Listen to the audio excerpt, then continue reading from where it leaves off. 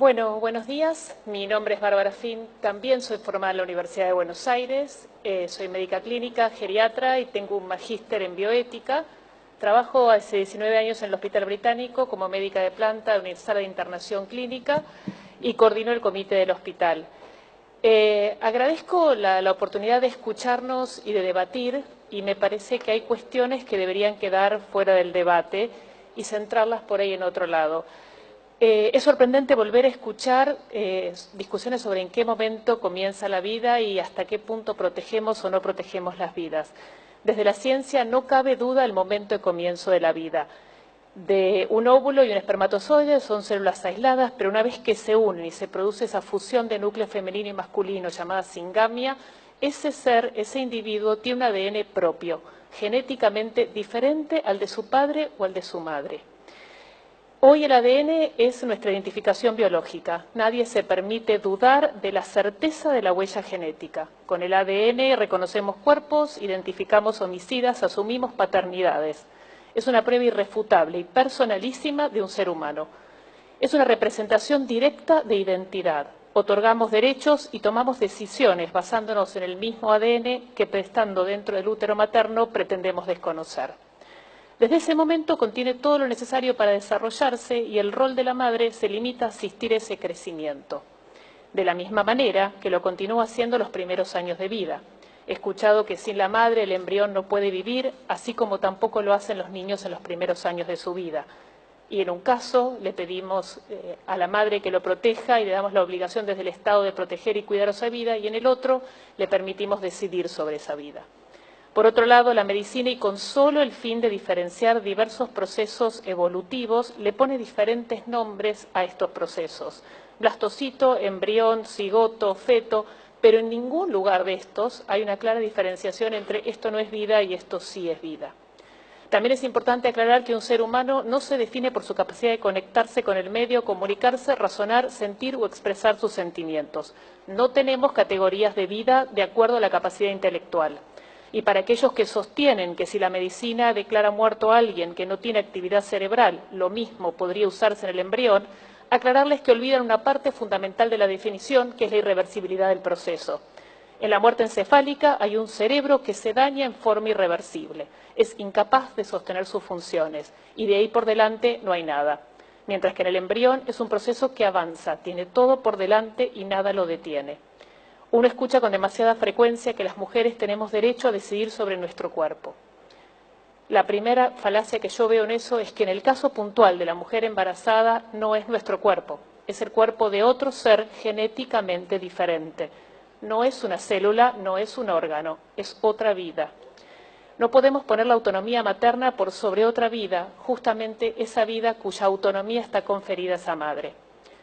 La segunda falacia que tiene esto es que desde la medicina es relativo que el ser humano tenga derecho a hacer lo que quiera con su cuerpo. De hecho, si nosotros recibimos en la guardia un paciente con un intento de suicidio, nuestra obligación es proteger y preservar esa vida y no permitir que haga con su cuerpo lo que le parezca. Sin tener entonces dudas desde la ciencia sobre el inicio de la vida, el derecho al aborto libre implicaría reconocer desde el Estado que hay algunas vidas que son más valiosas que otras. Estaríamos estableciendo diferentes categorías de vida, algunas que merecen cuidado y atención y otras, justamente aquellas que no pueden defenderse solas, quedan libradas a su suerte.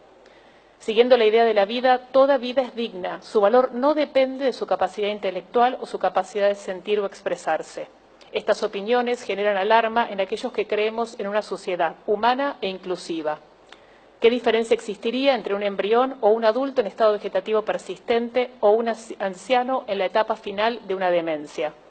Corremos riesgos de caer en una sociedad donde la eugenesia, la selección de individuos de acuerdo a alguna característica, sea moneda corriente.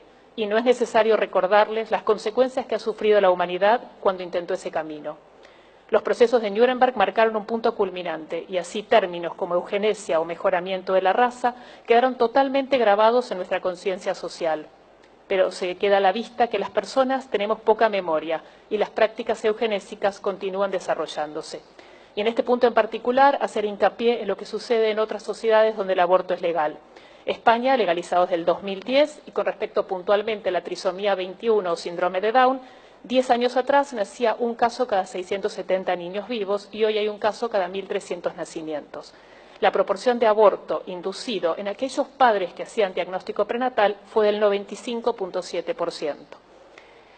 El razonamiento que esgrimen los defensores de estas medidas eugenésicas es fruto de una tesitura que concibe la vida como un bien instrumental. La preocupación de los que promueven la ley es la vida de las mujeres, la mía también, la nuestra también.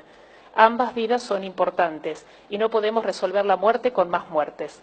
La despenalización del aborto no va a evitar que mueran mujeres. Ningún procedimiento médico está exento de riesgos. Lo más grave del asunto es que seguimos sin cuidar a las mujeres. La mujer que recurre a un aborto es fruto de nuestro fracaso como sociedad. No pudimos brindarle educación, acceso a la salud, herramientas para que se conozca, quiera, valore su cuerpo y su vida.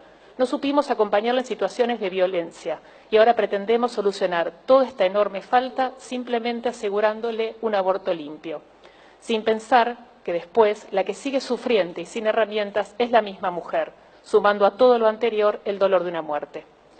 Citando el comunicado de la Academia Nacional de Medicina, creo que la salud pública argentina necesita de propuestas que cuiden y protejan a la madre y a su hijo, a la vida de la mujer y la del niño por nacer. La obligación de salvar a los dos, y nada bueno puede derivarse de la sociedad cuando se elige la muerte como solución.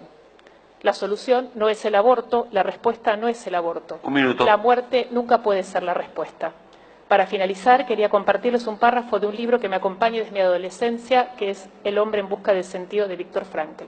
Frankl es un psiquiatra austríaco que termina en los campos de concentración en la Segunda Guerra Mundial y dice: la historia nos dio la oportunidad de conocer al hombre quizá mejor que ninguna otra generación. ¿Quién es en realidad el hombre? Es el ser que siempre decide lo que es. Es el ser que inventó las cámaras de gas, pero también es el que entró en ellas con paso firme y musitando una oración. Todos decidimos, ustedes deciden, y encima tienen la enorme responsabilidad de decidir por todos los argentinos, decidir qué sociedad queremos. Gracias.